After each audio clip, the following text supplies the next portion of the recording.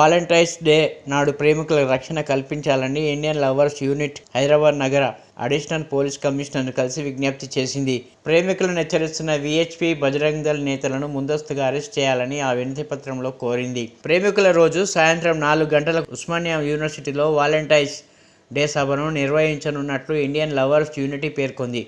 కాగా Valentine's day అనేది బహుళజాతి సంస్థల కుట్ర అని బజరంగ్ దళ్ విహెచ్పి నేతలు ఆరోపిస్తున్నారు. ప్రేమికుల రోజును ఎవరూ ప్రోత్సహించవద్దని వారు కోరారు. ప్రేమికుల రోజు నాడు పార్కుల్లో ప్రేమికులు ఎవరైనా కనిపిస్తే వారిని గుర్తించి కౌన్సిలింగ్ నిర్వహించి వారి తల్లిదండ్రులకు అప్పగిస్తామని వారు హెచ్చరించిన విషయం తెలిసిందే. జై శ్రీరామ్. వాలంటైన్స్ డేను అడ్డుకునేందుకు బజరంగ్ దళ్ సిద్ధంగా ఉంది. క్లబ్బులు, పబ్బులు, హోటల్స్, సినిమా థియేటర్లు, పార్కులు, రకరకాల ప్రదేశాలలో కల్తీ ప్రేమను ఒలకబోసినటువంటి ఈ యొక్క దుర్మార్గమైనటువంటి చర్యను విశ్వ హిందూ పరిషత్ తీవ్రంగా ఖండిస్తా ఉంది.